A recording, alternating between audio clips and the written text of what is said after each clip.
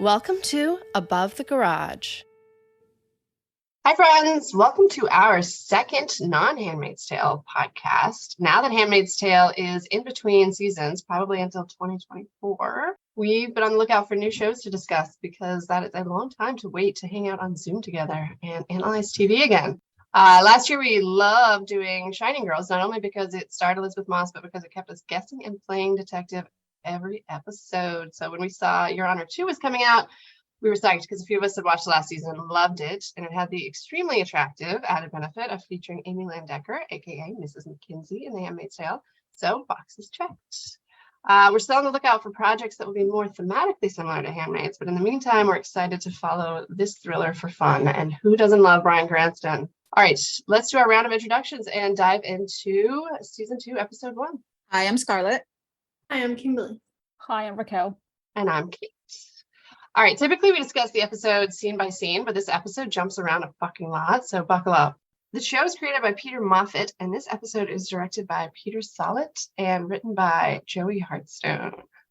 The episode opens with a beautiful swamp shot that I'd kind of like to have framed in my house. Something about swamps appeal to me, but in this case, it probably symbolizes the first hit on a Google search of swamp symbolism, a dangerous place with dangerous creatures you cannot necessarily see lurking. I also love the sounds of the swamp in this short little scene. And then we're abruptly transported to a much less peaceful setting with very visible danger as we see the guard tower to prison and the doors sliding shut with hooped barbed wire and everything. Very effective. We're trapped. And then there's a pretty slow reveal that I enjoy as to who's in prison. But once I saw the white legs, I figured it was Michael. Why did you guys think he was in jail initially? I was shocked that he was in jail, actually. Same. For some reason, that. I mean, it was kind of like he should be in jail, but... Right. He broke a lot of laws. Yeah. I thought, he was going to start maybe not being a judge, but I didn't expect for him to be in jail at all. Yeah, same. Yeah, I remember. I was confused for a second. I was like, why? But then obviously he did do a lot of bad things. Like we could illegal things. A number of crimes that he committed. Yeah. I guess it seemed at the end of season 4 like maybe it could all just be swept legally under the table. Yeah. But no, not with him. Without his son, he reverts back to the honest judge, it seems. Once you saw his tidy whities, you could tell that it was him. Because, remember Walter White? Yes. You know what? That is why. Because we saw him in his underwear cooking meth so much, right? Because literally, I just saw his boxers and his legs, and I was like, oh, Bryan Cranston. Throw those anywhere. Then the camera's on him walking down the hall through jail, and the camera spins around so you see the door he's about to walk through, and through the window is a chair. It reminded me actually of a Handmaid's shot when Lawrence is supposed to be executed in season 4, but instead he's actually just getting his beard trimmed. And Michael could definitely use a beard trim. So. I thought they were going to do that. I was like, that's the same is clear parallel, but no. At first, I kind of thought he was having like a dream or something. Because I thought he was going to get, I was like, what? This is an electric chair? What the fuck? They're not going to start with this. I know. I was like, there were a few times in this episode where I was like, wait, is this a dream sequence? I'm so confused. I thought he was going to get tortured. And I was like, what? Yeah. For at least a second, I thought it was an electric chair. And then I was like, that doesn't really look very electric. But then when they told him to get on the scale, I kind of got it because you can see how skinny, malnutritioned he is. That's not a word. Don't use that. Thank you. So it turns out Michael's been starving himself, and the doctor gives him one last chance to drink the nutritional supplement himself before they strap him into the chair and put a feeding tube through his nose. And that seemed like a pretty comfortable experience, don't you think? I can't believe they put lube on it at least. I saw some lube the thing.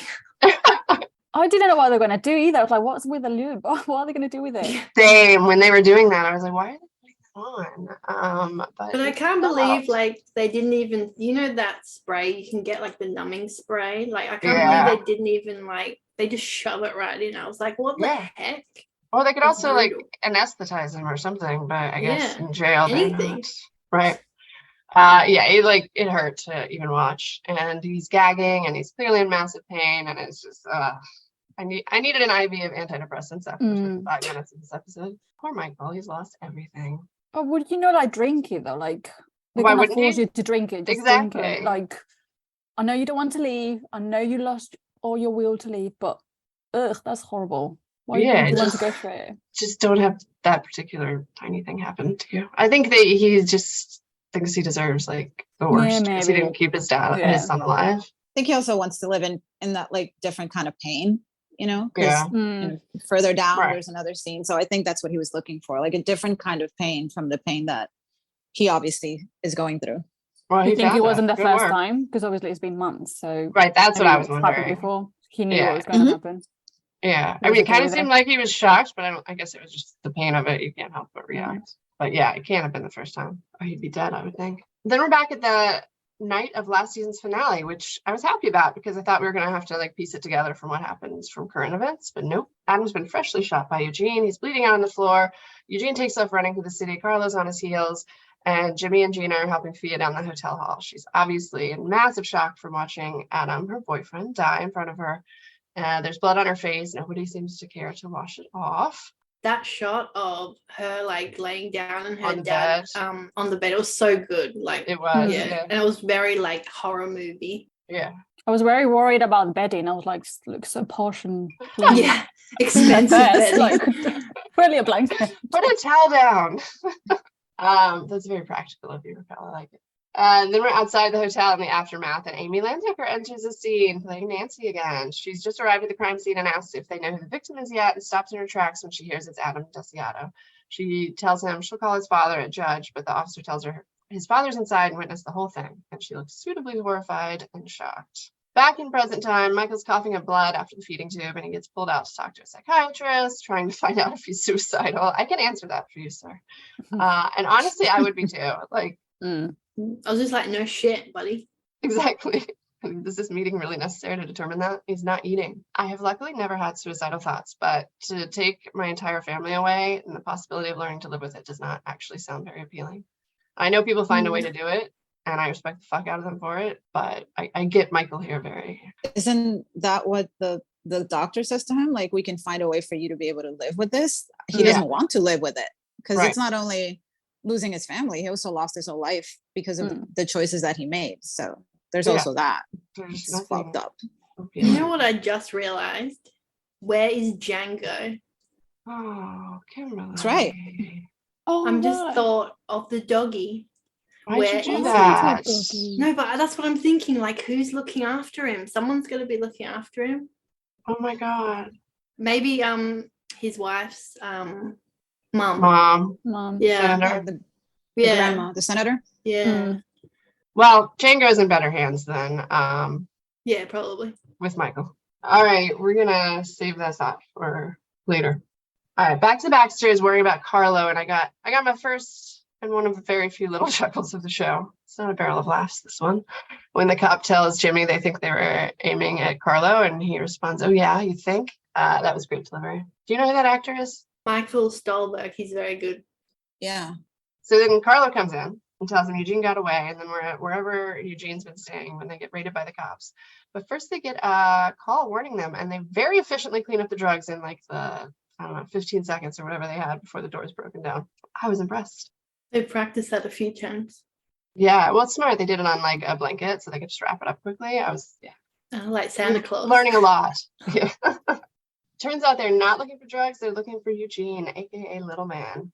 Big Mo, played absolutely perfectly by Andreen Ward Hammond, calls Jimmy and tells him it wasn't a sanctioned hit. Young men are impulsive. She'd think he would understand that, but he wants Eugene, and she tells Little Mo to go find him and bring him to her. Little Mo is played by Keith Machakanyengo. I probably butchered that. I'm sorry, sir, but I think these two are my favorite characters in the show so far.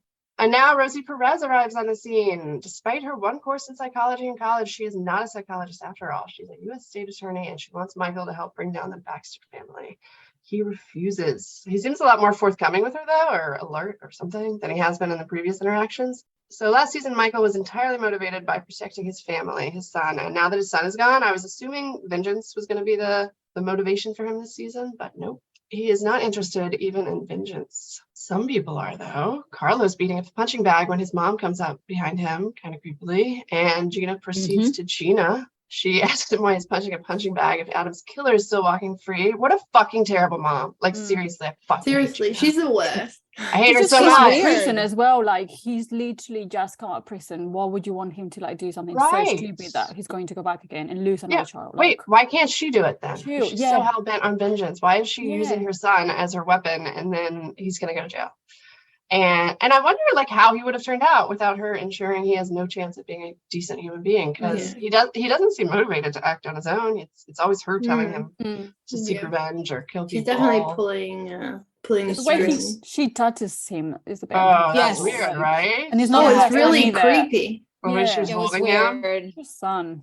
I thought it was me. I was going to ask you guys if you felt the same way, because I was like, this is kind of weird. Okay. That relationship, I think, like I don't know if we'll find out, but more, it just seems a little bit strange. We all agreed on that. And then Nancy reveals to us why Michael's in jail. She's playing his confession, which I guess happened the night after the crime. Which is unsurprisingly pretty fucking honest, because as she said, and we've learned, he's got no fight left. And without his son in danger, Michael is also maybe reverting back to the honest judge. And Nancy's an honest detective, because even though they had a really good relationship in season 1, I thought, she very badly wants him in jail for his crimes now. I think her character is like the only straight arrow. Like when you see all the characters, like she's the only one that's like, what motivates her is, doing the right thing. What is right? Yeah. I think she felt betrayed by him, because obviously they did have a good relationship, to find out that he was doing all of this stuff behind and her. he used to be like her as far as what's like right, driven by what's right, pretty. But Rosie Perez is here representing the Fed, saying they can't put him in jail for this, in between scrolling Insta on her phone or something and hardly looking up. I fucking love Rosie Perez, by the way. So glad she joined the cast. Anyway, she tells him to charge him with tax evasion or whatever you want, but he's no good to her. Baxter thinks he's a snitch. So I guess that's what he's in for technically at this point, tax evasion. Yeah, so I guess they did indeed charge him with that.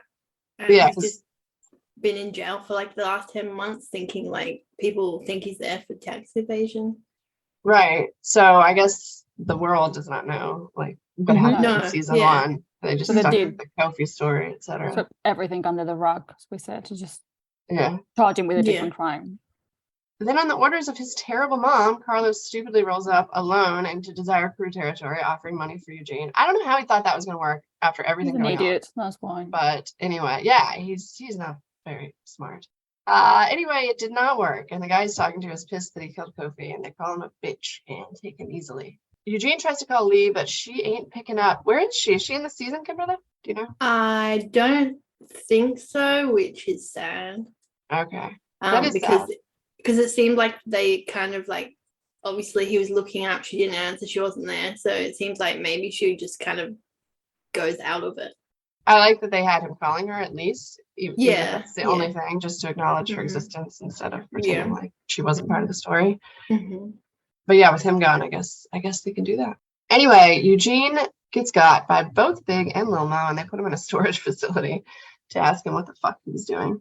Eugene tells him he doesn't care what they do to him. All he cares about is what they did to his family. They shut him in there, and Little Mo asks Big Mo what she's going to do to Eugene, and she states the obvious. There's only one way this ends. Back at the prison yard, there's a really cool shot of Michael in his shadow in the doorway. He sees a flyer for a prison rodeo, and his interest is piqued for the first time all show. Mine was too. What the fuck is a prison rodeo?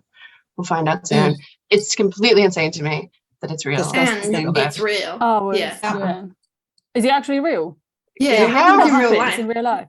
But I didn't know that. I had no idea. I didn't. No. And I live in this fucked up country. No. Because I was like, did they literally think this up for the show? I'm like, this is so random. And then I looked it up and I was like, holy weird. shit, this they actually do this? And they're wearing like the same outfits and shit, like the striped shirts and oh man. Got your vest.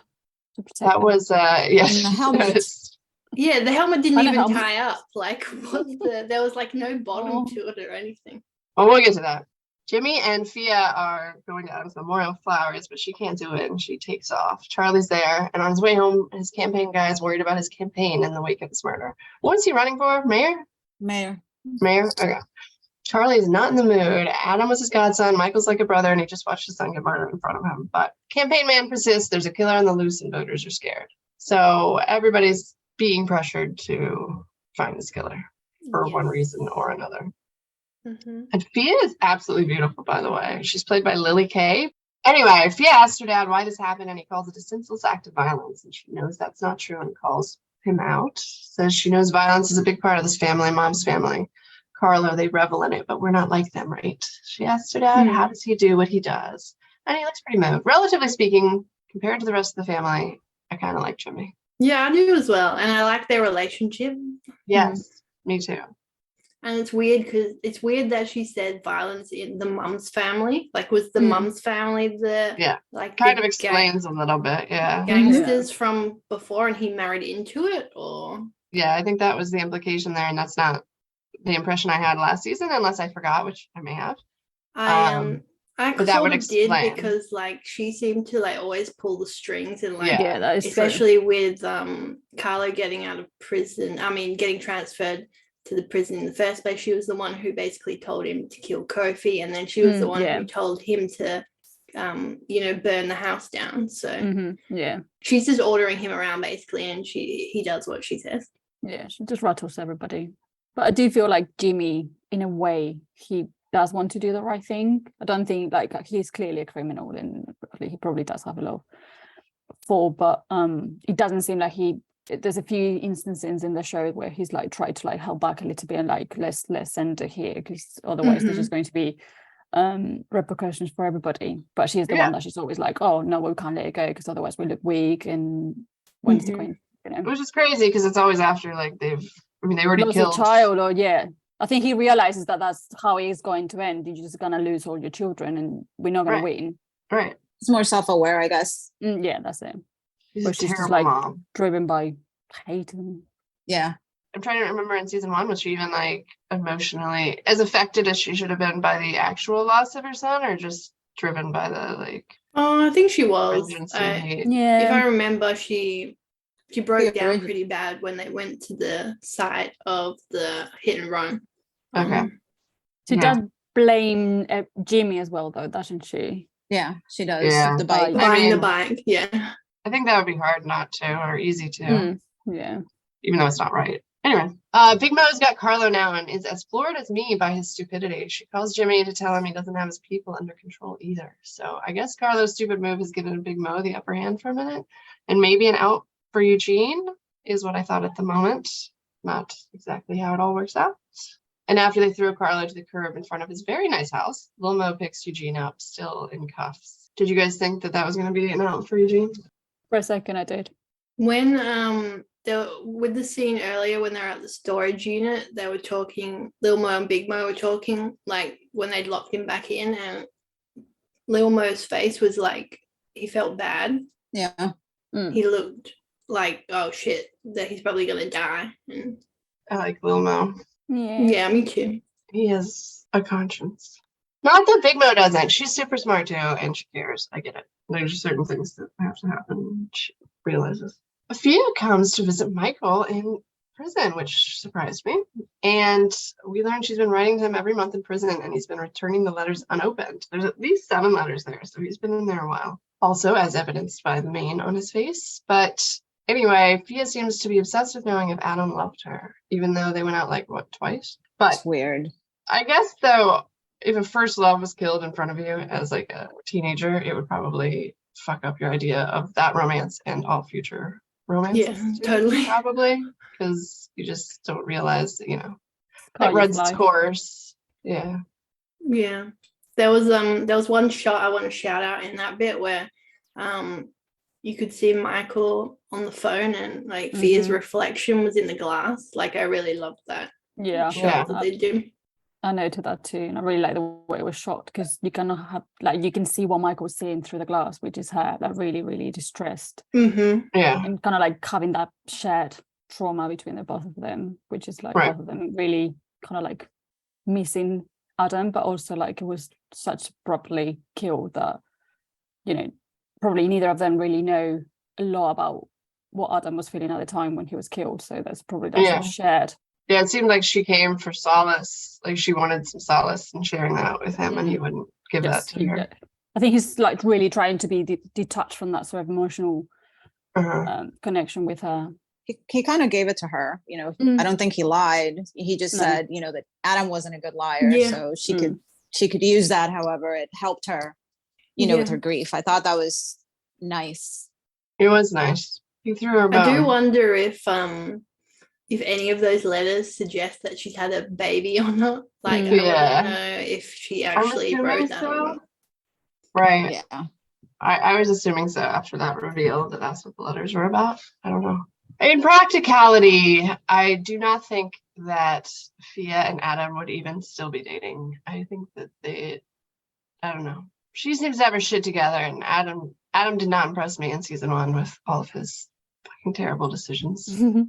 He didn't seem super smart. Didn't they mention in season 1 that she was like, she took not a liking, but she knew about his mom's death? Yeah. So, I'm guessing also if Adam was going through grief, they just found each other there, and it was messy anyway. So I don't know, but I agree. I don't think they'd be together. Right. I wonder if we'll see his teacher. Guess she's probably gone too. Yeah, maybe not. She was stupid too, though. A lot of stupid people. A lot of stupid people in the show. That's so crazy. But yeah, but when he tells her to please just stay away from him and like gets up and leaves, the look of shock and outrage on her face is amazing. Nicely done, Lily. And oh my fucking God, this next scene. I legitimately questioned if it was a dream sequence because it was so fucking weird and unbelievable, and what they're wearing and the way the camera focuses on the guy asking him what he's doing there. But then I Googled it, and this is an actual fucking thing in America. Not common, but it exists. I don't know how it escapes my awareness. Yeah, and it's so sad that, like, the guy he chats to is literally just like putting his life on the line to get money for his family. It was so sad. Like, this big bull is gonna like kill him and kill you, and like, yeah. Well, you can be happy because you won. I know. You got the money. Congrats. But I wonder how much money it was. Probably not like much. $50 or something. Yeah. So he's asking what he's doing there. And the inmate says he's there to make money so his family can survive, obviously implying Michael doesn't need the money, not only because he's a judge, but he has no family. I would think if the inmate knew that much about him, then he would definitely know Michael's motivation to be there. He just wants to die. But anyway, the prison rodeo. So they're supposed to be playing poker in the middle of this ring while a bull runs around them. They didn't do much of the poker thing. No, not at all. Like, they didn't pick up the cards. They didn't get disqualified, so obviously it's not like the whole pretense of poker is complete bullshit because everyone's like, they literally don't look at their cards. They don't play a single hand. It was really weird. So the bull charges, and I guess it's last man standing. The table's red, and the bull charges. One guy goes flying, an ambulance siren turns on as he's taken out, and then the next guy. Now they're down to 2. Michael and the inmate that asked him why he was there. The other guy very profoundly tells him, you know what the fucked up thing is? It's not got anything to do with us. The bull decides who wins. Metaphor, I guess, for the gangs of New Orleans. I don't know. When he said, you know what the fucked up thing is, I thought he was talking about the fucking audience around him watching the shit, paying to watch people be nearly killed. Like, oh my God. And they had like popcorn, and they had popcorn. And they're laughing, like hilarious. Yeah. Like, and we're talking about a real life event right now and real life people. Unbelievable. Yeah. Wow. Crazy. It was horrible. Oh, it was awful. Anyway, Michael closes his eyes, remembering Adam as the bull charges him, and he goes flying. There doesn't even look to be a whole deck of cards on the table, by the way. Yeah, that was just craziness. That whole thing, crazy.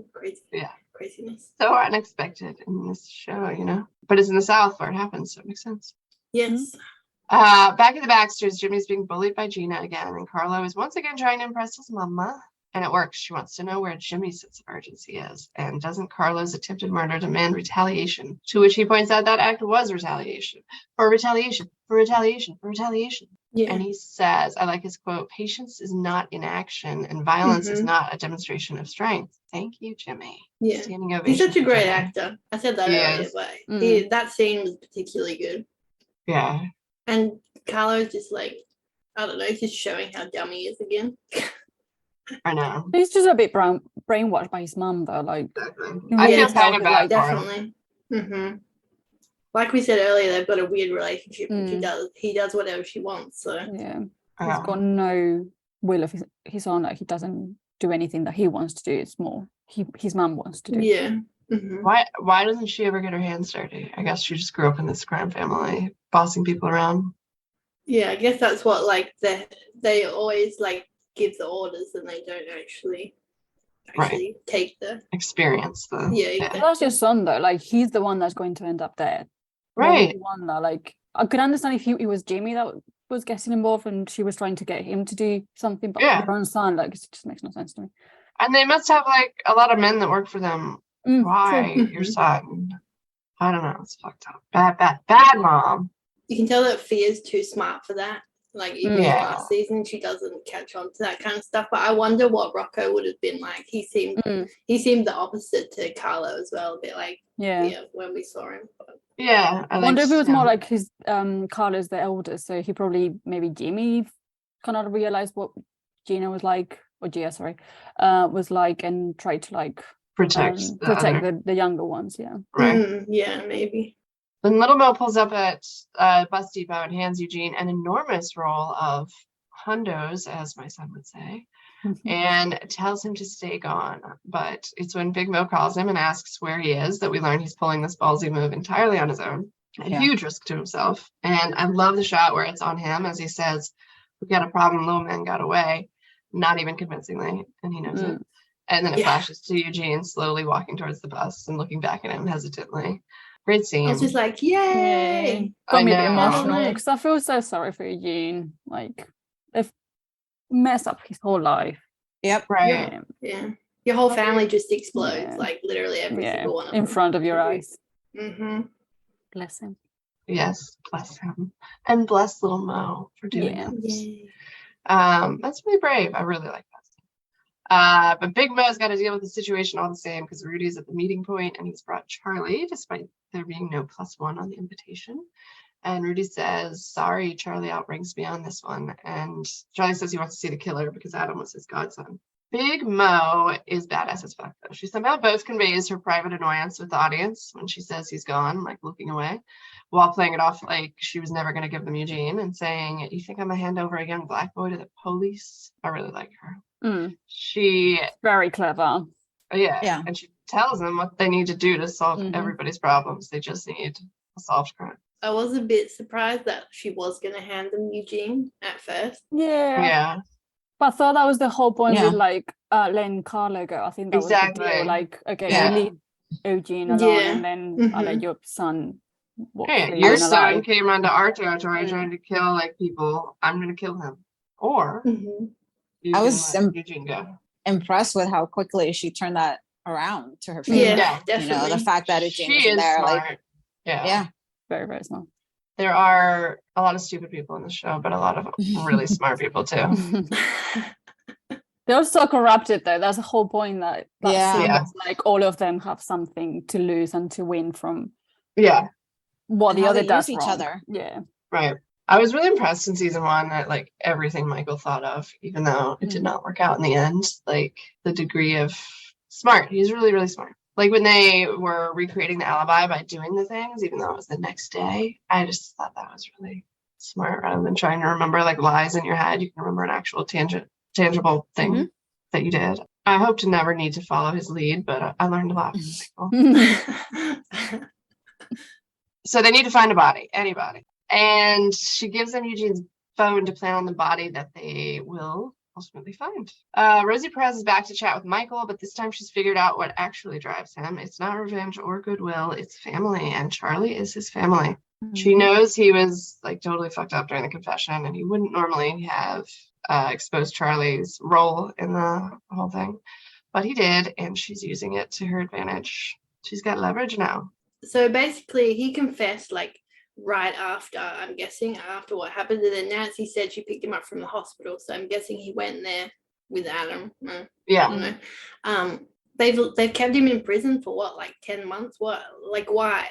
Why are they just now doing something with him? Is it like they have to make it real? They have to make it seem like he, you know, he's in order for him, he's done his time. He didn't talk because they're not arresting the Baxters either. So, you know, now she's just using that leverage. She's had that leverage, I guess, forever. Right. So, and building the case and the plan all along to just wait a bit. Yeah. I was gonna say that because it feels like the whole scene with like the drink or whatever that was. I did have a notice saying like, why do they want him to be alive so badly? Like, I know that's the job to like not let inmates die, but it seemed like they really were going out of the way to like keep him alive, get him not to die. So yeah, I think that's the whole. I think that was maybe the whole plan from the beginning. It's a good point. I was surprised he was in. Isn't he in the general population of the prison? He's a judge. Shouldn't he be protected? Yeah. Yeah. I think his death could come about pretty easily in prison. I was thinking that as well. So he's actually unlucky he hasn't died, but that's it. Yeah. I don't think he cares. How on earth have you not been killed? Back at the morgue, they find a 19-year-old black man that looks absolutely nothing like Eugene. So Rudy, the dirty cop, gives the mortician an extra roll of Benjamins to shoot him in the face. And you hear Charlie start his campaigning on this shit, while Eugene rides away safely on the bus.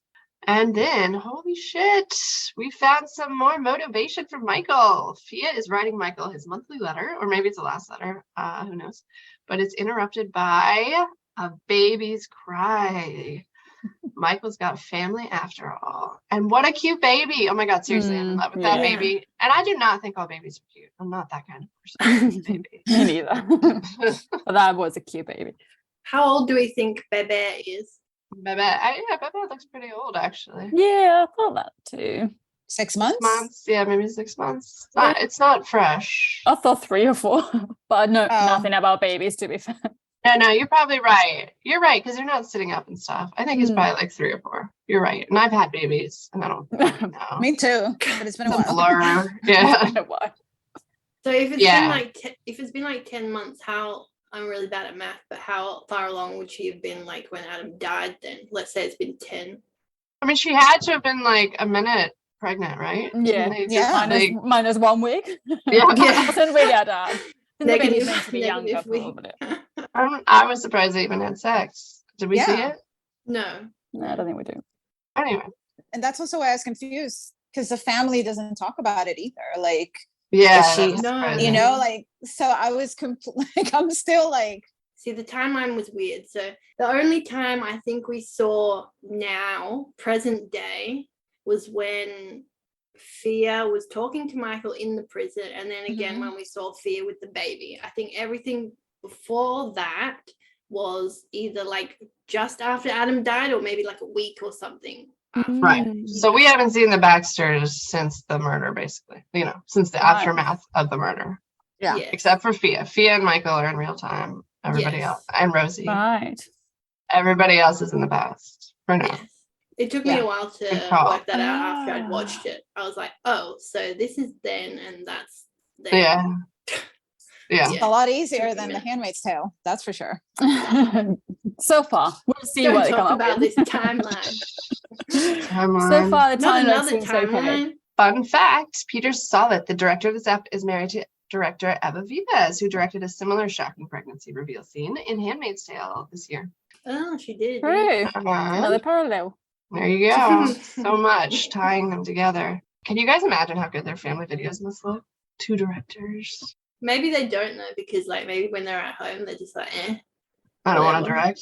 Don't want to do this. Don't want to work. Yeah.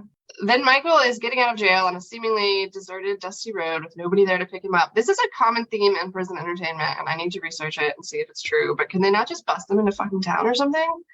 Like, I'm guessing not, because it's shown like this in like nearly every movie that I've seen where people get out of prison. And also, like, what the fuck, Rosie? Why couldn't you send someone to pick him up if he's so important to your case? Might look weird though if he does, get picked up in a really fancy official car. Town car. Yeah.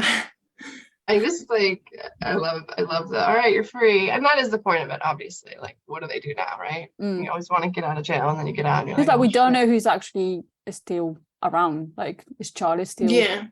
Yeah. Like, does he have anybody to come and pick him up left in the world? We don't know.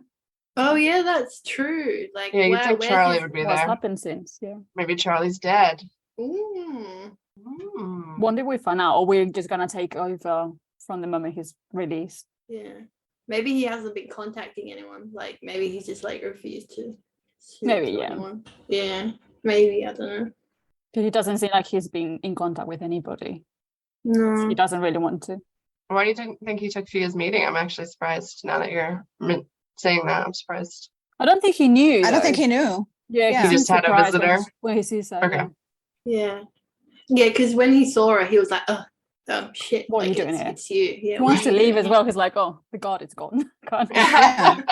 He thought I'm stuck here. Rosie was another doctor as well at first. Yeah. So Rosie Perez was another doctor. So yeah. True. What do you guys think about? Like, I asked Raquel and Kim if they had watched the preview. Like, did you watch it, Kate? The preview for Actually, season 2? no. My kids were doing some fucking annoying thing at the time. I wanted to go back and watch it. It just gave me the impression that, Rosie Perez, yeah, she has a goal in mind, but she's also not as clear cut as, Amy Landecker. I forget the character's name. I'm sorry. Nancy. Nancy. Like it's towards the end, she says something, and I think she's talking to Nancy, that I was like, oh, so she's the same as everybody. She's just trying to not get ahead. She wants her goal achieved, but I don't know. Just give me that impression. I think she's going to be very good in this role, though. The last thing I saw her in was The Flight Attendant, if any of you have seen that. I haven't seen it, but I do want to watch it. With Kaylee Cuoco. I think that's how you say her name. But yeah, it was good.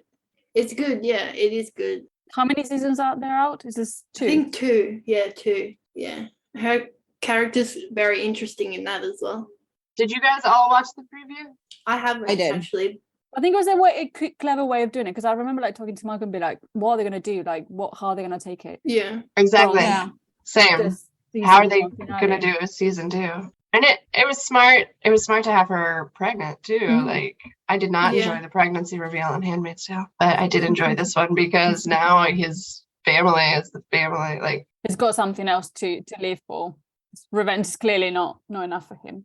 Right, but now his family more connected to the family that he's supposed to take down. Like, so that's what I said. Yeah, like he's got this new reason to want to wake up every morning, but he's gonna wake up every morning trying to destroy the family of his grandchild. So it's very complicated. Yeah. Also, at some point, isn't she supposed to find out that it was Adam who killed her brother? So know that yet. That's just an extra layer of that's my son. I forgot about that. And your father killed my brother, and it's just it's a nice little web. I'm sad Eugene doesn't know that he actually did kill the person that led to his family stuff. Not the person that killed Kofi, but he did kill the person that started the whole fucking thing. True. And let Kofi take the blame. Yeah. So I wish Eugene knew he did get a little bit of revenge, as fucked up as that is. I don't think that's going to be the last we see of Eugene. What did you think? I don't think so. I don't think so. I was thinking he's gonna get away with it, bless him. Yeah. I don't want him to die. I don't want Eugene to die. But I really can't deal with that. No. I'd be shocked if they don't find out that he's not ready. You think he's gonna run out of hundreds and come back? Yeah, maybe. Lots of hundreds. I want to know how much that was. I was like, can I Google 3 inches of hundreds? Do you think that was Lil Mo's money, or do you think he's gonna get in trouble for that too? Might have been Little Mo's money out of his little stash of. I don't think he had to give him that much money. He could have given him $2 It seemed like a lot. Yeah. But that he's was how young is he in though? If he's got no paperwork, how's he gonna find a job? I don't know how these things work, but I don't know. But I think he said there was an address though. There's an address. So because he's 17? Was he supposed to be 17 years old in the show, right? A teenager. I don't know what age, but yeah. I don't know where I got that number, to be honest. Adam was 17. I thought he was younger. Okay. I think Eugene might have been 15. Yeah, he seemed a little younger. It's fucked up. It's fucked up what happened to him. It's a great show though. I really enjoyed season 1 and watched it as soon as it came out. So Kimberly, when you suggested this last week, let's do it tomorrow. I'm like, what? Okay, sure. Let's go. Let's do it. I'm wondering if they will bring back his wife's murder into it at all. They do. It's in the trailer. It's discussed. I'm super excited. Oh, Me too. Yeah. I'm very excited for that. I forget what they say, but they say something about where she was that night or something. So yeah. And they talked to a guy, and he's like, well, if she would have been here, she would have called me or something. They're talking to somebody that knew her. Or he wouldn't have come if she called. I forget. That's exactly what it was. Yeah. And that's really smart in their writing. If they really thought it was only going to be a limited series last year, it surprises me that they did not cover anything about her murder or reveal anything about her murder. They just gave us little teasers.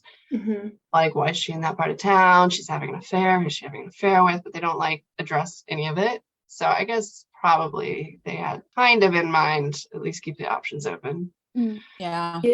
I also am excited to see Salamanca from Breaking Bad.